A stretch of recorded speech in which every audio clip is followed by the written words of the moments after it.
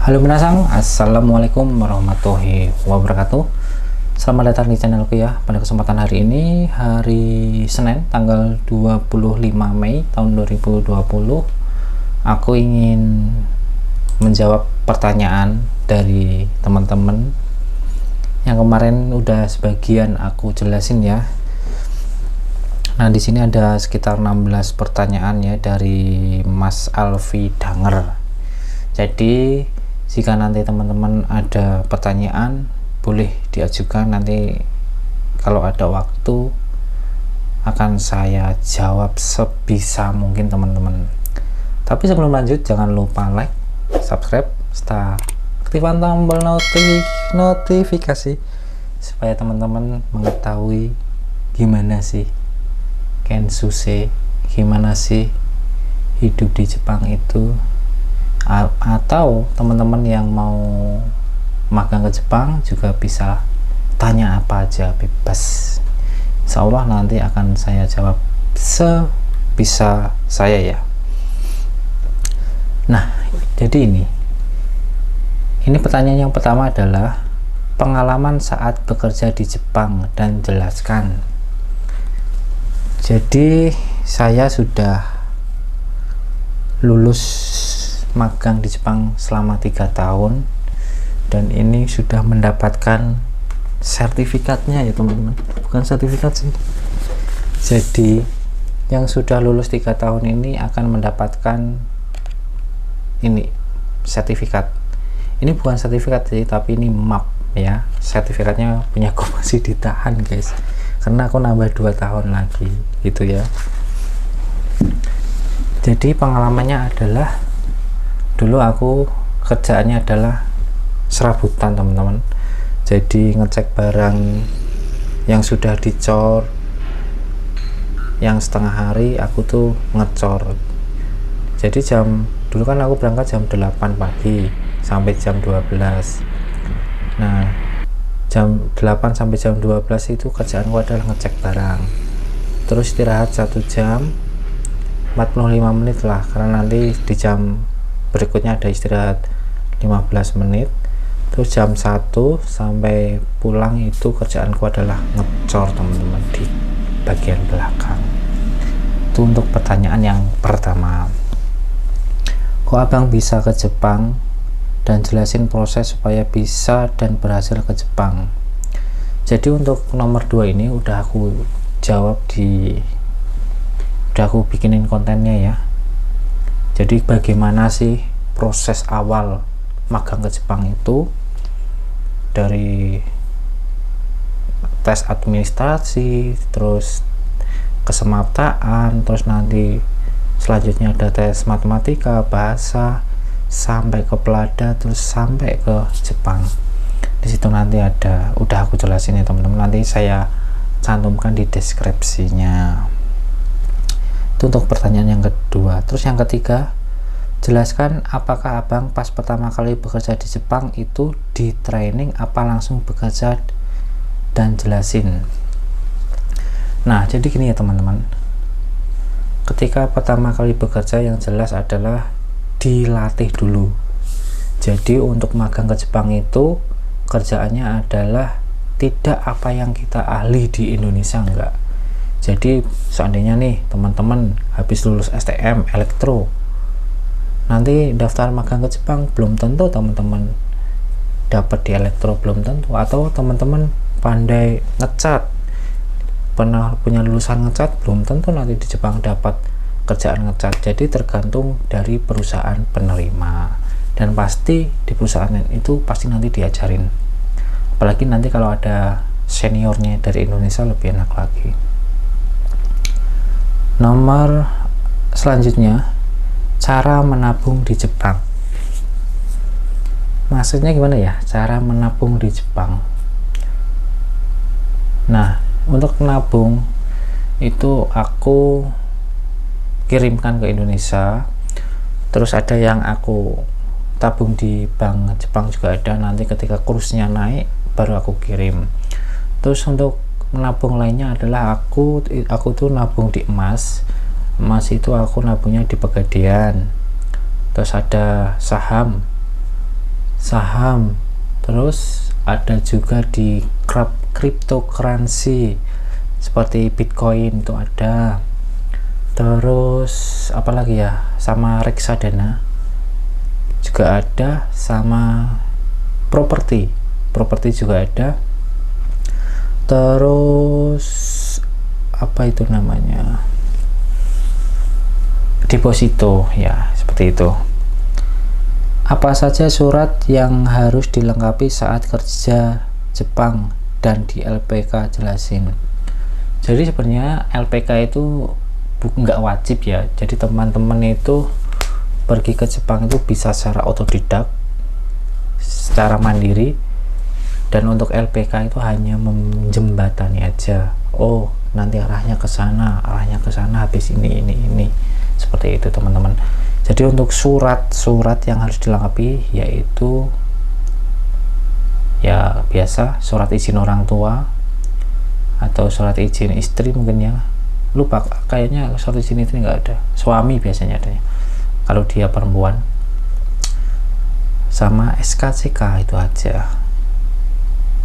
Apa benar kita pinjam duit dari LPK? Selama ini saya belum pernah mendengar tentang LPK meminjami duit, tapi pernah ada sih. Oh ya, pernah ada. Jadi harus menjaminkan sertifikat. Tapi menurut aku ya, daripada kita menjaminkan sertifikat ke LPK, mendingan teman-teman pinjam KUR di BRI. Itu bunganya lebih rendah, teman-teman. Apa yang pernah dimarahin sama manajer? Di sini tuh sistemnya bukan manajer ya teman-teman, tapi mandor atau istilahnya kakaricho, bahasa Jepangnya itu kakaricho. Jadi di setiap pekerjaan itu pasti ada kakaricho-nya. Kakaricho itu apa ya kalau di Indonesia, mungkin ya mandor itulah teman-teman, jadi leadernya gitu ya. Sering sih, karena ya miskomunikasi, bahasa yang kurang mengerti itu, suruh A malah kerjain B. Pas pertama kali di Jepang itu apa diarahin sama mandor? Kan saya tidak tahu di Jepang. Pas pertama kali ke Jepang itu apa diarahin sama mentor mungkin ya kan, saya tidak tahu di Jepang ya. Yang jelas pasti diajarin dulu, nggak mungkin langsung dilepas teman-teman. Jadi teman-teman nggak usah bingung ya. Pas sudah bekerja di Jepang itu kita diarahin sama manajer, dan apa yang harus saya kerjakan, jelasin. Jadi ya tergantung perintahnya ya teman-teman. Misal kamu nanti jam 8 ngerjain ini, terus habis ini nanti ngerjain ini, ya seperti itu teman-teman. Jadi nggak boleh sampai salah ya. Kalau salah ya dimarahin teman-teman gitu, sesuai perintah lah gitu. Next, tempat tinggal masih bayar per bulan atau gimana? Jadi untuk tempat tinggal itu sudah dipotong sama gaji ya. Jadi di slip gaji itu udah ada potongan apa tuh, terus ada potongan air dan gas, terus ada pajak seperti itu teman-teman. Nanti akan saya jelasin di video yang akan datang. Pas bekerja sudah ada makanan gratis atau sudah disediakan? Sebenarnya ada makanan, bukan makanan gratis ya teman-teman, makanan tetap bayar. Jadi udah kalau memang aku mau ada makanan, mungkin untuk biaya snack dipotong dari gaji bisa. Cuma di Jepang itu adalah mayoritas itu dagingnya adalah daging babi. Jadi untuk umat muslim mendingan nggak usah, mendingan kita bikin bento sendiri. Bento adalah bekal makanan. Maaf teman-teman, seperti itu ya teman-teman. Next, apa saja pajak selama bekerja di Jepang, sebutin dan jelaskan. Untuk di Jepang itu pajaknya banyak ya teman-teman, tapi salah satu adalah ini adalah gengseng teman-teman. Gengseng adalah sisa pajak, dan itu lebih baik diurus, karena kalau nggak diurus nanti di tahun berikutnya bulan 6 itu ada pajak shiminji kalau nggak diurus ya. Nanti akan saya jelasin lebih detail. Jangan lupa like dan subscribe pokoknya ya. Nah, jika ini nggak diurus, nanti ada pajak Siminjee. Dulu aku pernah nggak aku urus, itu 1 bulan pajak Siminjee itu akan dikenakan setiap bulan ya. Jadi dulu aku hampir 8.000 yen itu kena potongan. Kalau 8.000 yen itu kalau dikurusin sekitar 1 jutaan teman-teman, bayangin itu. Jadi mendingan diurus. Terus next, misalkan abang pinjam duit 20 juta ke LPK, nah cara lunasnya lewat mana, jelaskan. Kebetulan saya tidak pinjam uang di LPK karena jadi nggak tahu, tapi ya lunasinya ya lebih baik ya menurut aku ya dari pihak rumah, nanti minta surat apa didokumentasikan suatu waktu ada hal yang tidak diinginkan, minta ada di kertas di atas materai gitu ya teman-teman, setelah disaksikan siapalah seperti itu lebih baik. Istirahat berapa jam selama sehari? Jadi totalnya itu istilahnya 1 jam, untuk kerjanya adalah 8 jam kerja, istirahatnya 1 jam. Pas gajian tiap bulan atau apa gimana? Jadi Kensuse itu gajiannya adalah bulanan, bukan harian, bukan mingguan, enggak, tapi bulanan teman-teman itu. Terus pertanyaan terakhir, pas gajian dikasih duit secara langsung? Jadi untuk di Jepang itu udah sistemnya nggak cash ya teman-teman, jadi sistemnya ya sudah seperti di tempat-tempat kita itu, nanti dikasih rekening, dikasih ATM seperti itu teman-teman. Jadi untuk pembayarannya adalah secara ditransfer gitu teman-teman. Kayaknya sudah aku jawab semua teman-teman, semoga teman-teman paham yang apa yang saya sampaikan ya. Jadi intinya gini ya teman-teman, dulu aku pernah berpikir kenapa ya nggak magang dari dulu gitu, kenapa ya aku kok nggak magang dari lulus SMA dulu gitu. Jadi jika teman-teman nggak ada kerjaan atau apa, nggak bingung ngapa-ngapain, mendingan coba aja lah magang ke Jepang.